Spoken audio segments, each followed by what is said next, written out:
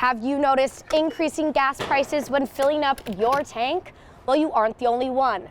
Gas prices are the highest they've been since 2014. Hopefully you can get your hands on a box before they run out. Otherwise, that's the way the cookie crumbles. Right behind me, you could see hot air balloons in the sky come June. How the city of Cameron plans to soar. After a long hiatus, students are finally back in the classroom.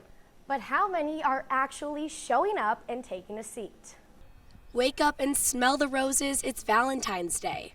How is a local flower shop preparing and succeeding on this busy holiday? As we round a year after the pandemic, you might be getting a little sick and tired of having to put a mask on before entering businesses. No surprise, Gold Medal Barbecue is setting a gold standard in good food.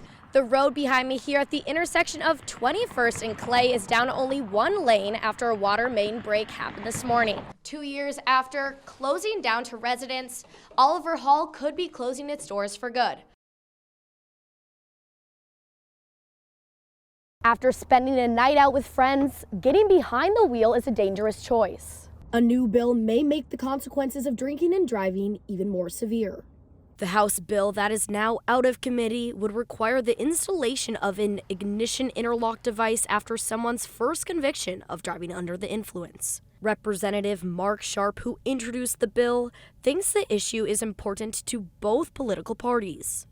I thought this would be something that both sides of the aisle could come together on and try to reduce the amount of drunk driving. Kansas implemented a similar law and saw a 40% decrease in drunk driving.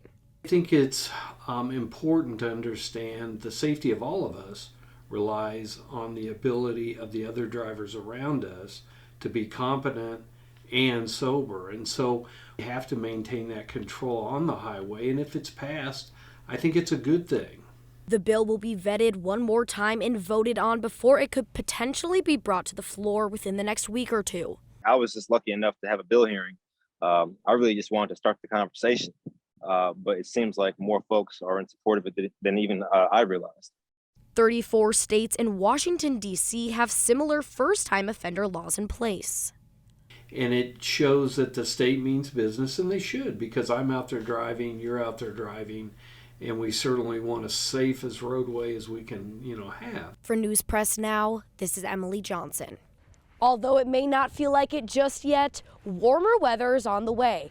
The Parks Department is preparing so you can go outside and enjoy the beautiful springtime weather.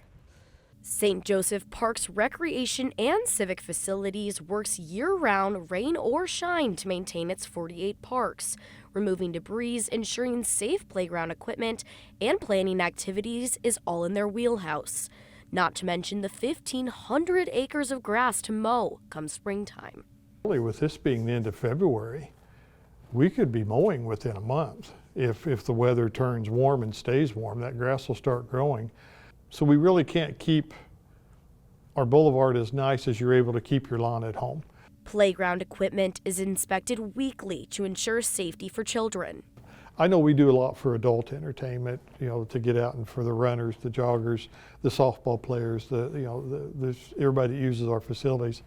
My heart's still with the kids, and whatever we can do to make the kids' lives more enjoyable, to get them outside playing.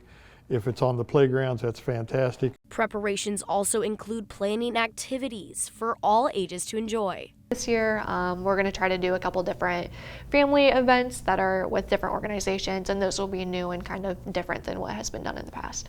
A few fun activities planned for the spring are the Outlaw Adventure Run, St. Joe Fit, Parks Passport, and scavenger hunts.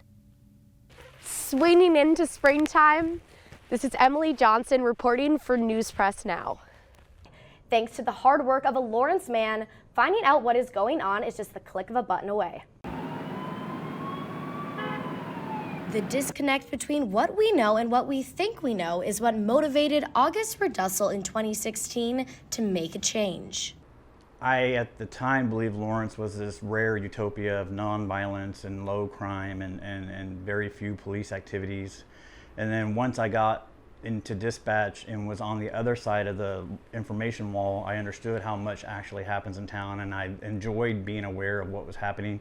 He was inspired to create the Lawrence Police Scanner page on Facebook.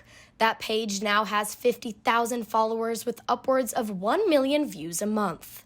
Just grew and grew over the next 2, 3, 4 years. And then in 2019, I wanted to expand our access to our outreach of who we could reach, and realized Twitter was definitely a realm we wanted to get into. Russell has a partner that helps with the Facebook page, but Twitter he runs alone. There are 24 hours in a day, and there are police calls all night long.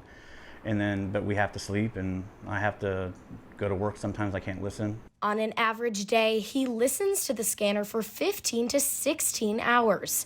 But to Russell, it's all worth it. Information to residents of this town and the county as quickly as possible and accurately as possible is always going to be a goal. That's why we're willing to sacrifice the hours and the time with family and the time with hobbies, is because keeping an ear on the scanner and keeping that flow of information and access to information to everyone is the whole, what motivates us.